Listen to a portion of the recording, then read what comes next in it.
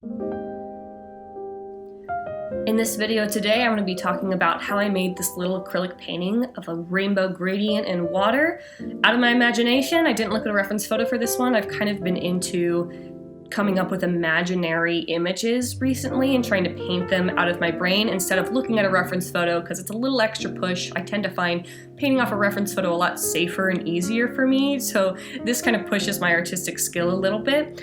I got a supplies restock from Michaels, who are sponsoring this video. Thank you, Michaels. I got some Artist Loft acrylic paints, the metallic set that they offer, which I've never used before. I was really interested in that to see if it would give like a neat little sheen to the image I wanted to paint. I also have an Artist Loft gallery wrapped traditional canvas. That's level 2. I prefer the level 2s over the level 1, so I went for those. It's an 8x10, so it's a decent size. It's not super tiny, but it's not so big that it's overwhelming. I also have a little selection of Princeton Select brushes that come in little packs at Michaels, which is super nice. It's like $10, you get 3 of them. So the first thing I did for this painting is I wanted to draw out what my image is because I didn't have an actual reference photo.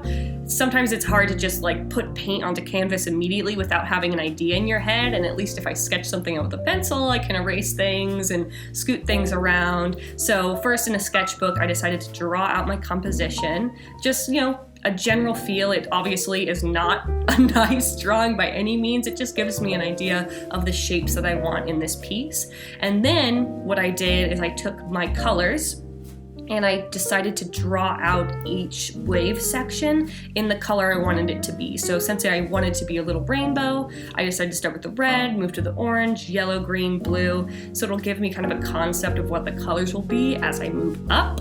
And once I have these lines of the waves kind of drawn out and solidified, what I do is I start blocking in the colors. So I just kind of take my red and I start brushing it on to that bottom wave. I take the orange and I brush that onto the middle wave, just kind of putting it in the spot I know it's going to be, because I know with this piece in particular, using these specific acrylic paints, these Artist Loft metallic paints that come in this little set that I love, because I've worked with Artist Loft paints a lot before, I really love them. I know that the level 1s have a really transparent effect to them, so I wanted for this piece to have lots of layers. I was gonna paint a layer, let it dry, paint a layer, let it dry, paint a layer, let it dry, because that's how I like to work with more transparent paints.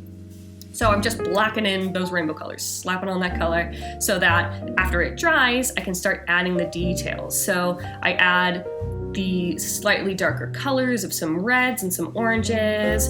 I'll start to kind of blend colors a little bit. I'll add some details in the back of like little lines where I think maybe far away waves might be. Also here, you can't quite see where the like foam parts of the crashing parts of the waves are. I add those in later. I just didn't want to worry about it now, so I just kind of covered it up. But once I have some of those details in of the water, I feel like I've blended it enough using that like transparent paint effect.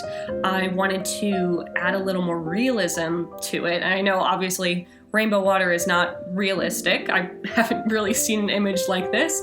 I'm sure it exists, but I haven't seen anything like this. I wanted to somehow give it a little bit of life, give it a feel that it like could potentially exist in the real world. So like a surrealist kind of effect where there's a little bit of realism, but obviously it's not real. So what I did is I decided to add some highlights to flat parts of my water. And I did that with a really light blue, white, light blue kind of color, which would be what the sky is reflecting onto the water. So in this imagination painting, I have a blue sky. That blue sky is reflecting onto the flat parts of the water like a mirror, which is why I'm adding those light blue, whitish highlights. So it kind of gives it a more realistic effect. It's hard to explain. It's one of those things that just kind of comes intuitively with painting, and it obviously doesn't look like real water necessarily, but it gives it a little something. So I do that, making sure I'm curving my little strokes of that sky highlight in the same direction that my water's moving so that I can get a feel for the motion of the water. Once I've finished that, I'm adding in like tiny little details. I put in, the crashing of the waves, that like white fluffy bit, which is just me like slapping my paintbrush on wherever I want the waves to be. I add some really like subtle foamy highlights. They're kind of hard to see because I made the highlight of the sky reflection so light, but I added them in anyway in a couple spots. And then my favorite part of what I did is that I added these like really kind of cartoony, silly sparkles. I started to add just like normal little dots, like how I normally do sparkles, kind of make them small and like organic, but I wanted to go for a kind of more fanciful feel. And so I decided, and I do this a lot, these are trademark sparkles for me, these little diamond shapes. They're kind of like tiny little crosses. So I draw a vertical line and a horizontal line and they taper at the end. I like to throw those on all over the place because it makes it a little more fun. Like it's like really an imagination kind of thing. This is my imagination looks like this. It's covered in sparkles. I'll also, on some of these sparkles, add a little bit of a yellow halo to it, just on a few, subtly. I do like a little yellow-orange kind of cross first, and then do the white on top to highlight it. Not a necessity, and it's not something I think I executed very well.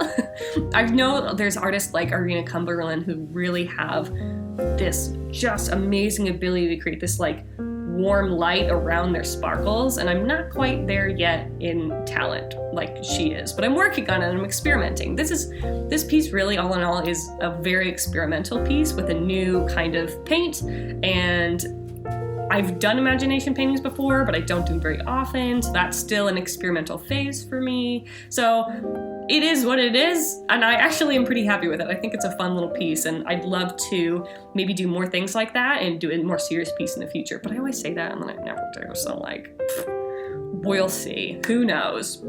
But that's my finished painting. Again, thank you, Michaels, for sponsoring this video. I love you, my true love. And if you have any questions, leave them in the comments below, and I'll see you in the next video.